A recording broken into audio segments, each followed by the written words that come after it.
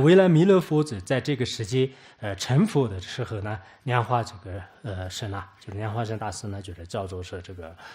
幻化为这个中德，中德是调化众生的意思，就是中德父子来这个观宏密法啊，就是那个时候呢，就是叫这个中德菩萨、中德父子来，就是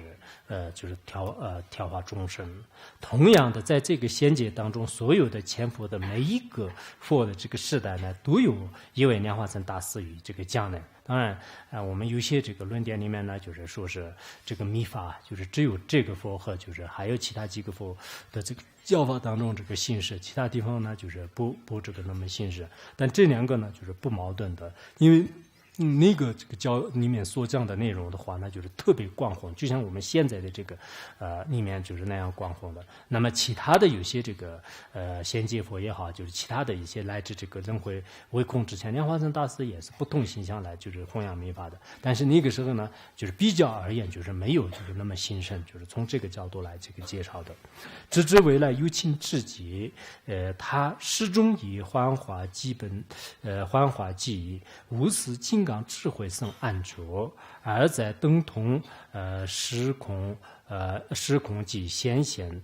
幻化有无绕以有情。所以我们一定要知道莲花生大师是到底是什么样的。现在有些学者和有些人的话呢，好像莲花生大师是我们这个世间的藏地的一个就是带着这个发髻的一个瑜伽师，就看得非常简单。我看到一些非常出名的有些博士生啊，有些法师啊，有些这个学者啊，他们对这个藏传佛教介绍的时候呢，有时候真的不想回答，就只是笑一笑，就是把这个书本放在一边，就是除此之外不想跟他进行这个辩论，就是有这样一种情况啊。因此我们应该知道，就是所谓的莲花生大师呢，就并不是我们想象的那样，就是在仙界佛当中的每一个佛的教法里面呢，都有莲花生大师的这个幻化来就是度化众生。如莲花生大师自己的这个金刚语当中也是这样讲的：功成自然莲花我无量光佛一化身啊，就莲花生大师呢，就是我是这个无量光阿弥陀佛的一化身，神智观音玉光嘛啊，就是神智观音菩萨的这个玉光嘛，也是这个玉的这种化现啊，就是这他身语义当中玉化现，空行兄长永世王世界上的所有的这些空性父母的这个兄长啊，就是三世如来。事业住无等普贤金刚持，化现身具大悲大力，随即调化事业光，如以满足众生愿。